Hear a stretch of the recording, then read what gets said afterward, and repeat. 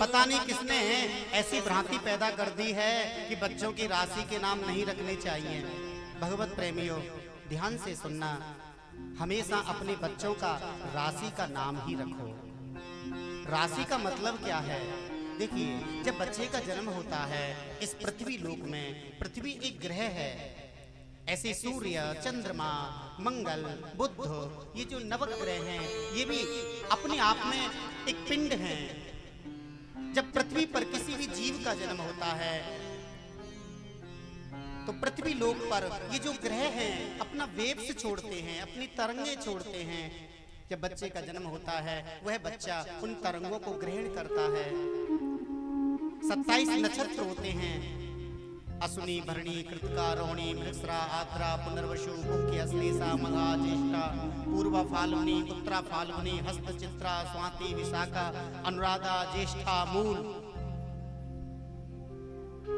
जिस नक्षत्र में बच्चे का जन्म होता है उस नक्षत्र के 4 चरण होते हैं। 4 चरणों में जिस चरण में नाम निकला हो उसी अक्षर पर अपने बच्चे का नाम रखना चाहिए।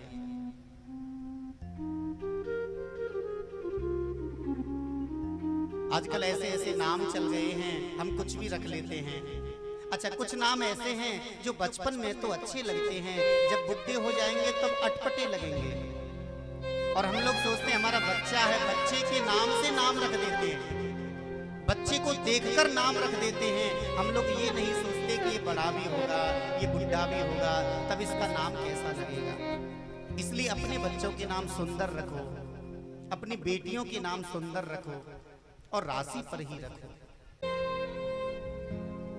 ये जो ज्योतिष शास्त्र है ना, ये पहले से ये ज्योतिष एक शास्त्र है।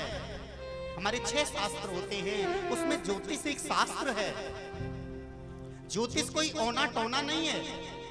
आजकल लोगों ने लाल किताब के माध्यम से, मैं व्यास गद्दी से कह रहा हूं, मेरी बात को आप तो सुन ही रहे हैं, लेकिन मल्टीमीडिया के द्वारा भी बहुत भक्त सुन रहे हैं, YouTube चैनल के द्वारा भी बहुत भक्त सुन रहे हैं। मैं बताना चाहता हूं, आजकल लाल किताब के माध्यम से, जबकि लाल किताब हमारे शास्त्रों की कोई किताब नहीं है, लाल किताब कोई पुराण नहीं है। आजकल लोग लाल किताब के माध्यम से जन्म कुंडली बनाते हैं, ओना टोना बता देते हैं, ऐसा करो वैसा करो, कोयला बहा दो, ये कर लो वो कर लो। भगवत प्रेमियों, ये टोना टोटका है। ज्योतिष में कोई टोना टोटका नहीं है। ज्योतिष में तो वास्तविक पूजा है।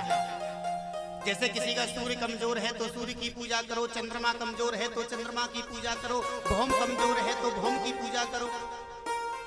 अब ऐसा तो हमने नहीं देखा कि कोयला लेकर के 7 बार उबार कर आप नदी में बहा दो, उससे राहु मजबूत हो जाएगा। ये सब ढोंग है,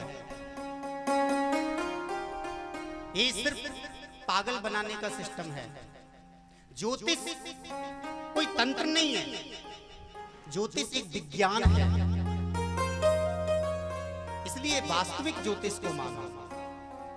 लाल किताब के उपायों पर मत जाइए। लाल किताब, अगर मैं आपको बताऊं, लाल किताब एक सऊदी अरब का व्यक्ति हमारे भारत में आया, उसने देखा भारत के अंदर तो बड़ा धर्म है, यहाँ तो श्राद्ध पक्षों में पितरों के लिए भोग निकाला जाता है, यहाँ तो मरने के बाद गंगा जी जाते हैं, यहाँ तो ज्योतिष है। उस सऊदी अरब के एक पठान ने यहाँ ज्योतिष का ज्ञान लिया, धर्म शास्त्रों का ज्ञान लिया। फिर उसने सोचा, अगर मैं इस ज्ञान को लेकर सऊदी अरब जाऊंगा तो वहां पर लोग इसे मानेंगे नहीं, और यदि भारत में मैं अपना कार्य शुरू करता हूं तो भारत में तो मेरे से बड़े बड़े विद्वान हैं, मेरी क्या चलेगी, अब मैं क्या करूं। उसने सोचा, मैं अलग से ही एक किताब लिख देता हूं, अब मैं पुस्तक बनाऊंगा। अब पुस्तक का भी ऐसा नाम रखूंगा जिसको मुसलमान भी मानेंगे और हिंदू भी मानेंगे। उसका नाम रख दिया लाल किताब। किताब शब्द हमारा नहीं है, हमारे यहाँ पुस्तक बोलते हैं, किताब शब्द सऊदी अरब का है। और लाल लाल किताब, नाम पड़ गया लाल किताब। अब उसको भारत में भी मान रहे हैं लोग और बाहर के देशों में भी मान रहे हैं। जबकि भगवत प्रेमियों, ये कोई शास्त्र नहीं है, कोई पुराण नहीं है। इसमें केवल औना टौना लिखे हुए हैं, फालतू की चीजें लिखी हुई हैं। हमेशा ज्योतिष को वास्तविक रूप से मानो, तंत्र के रूप से मत मानो।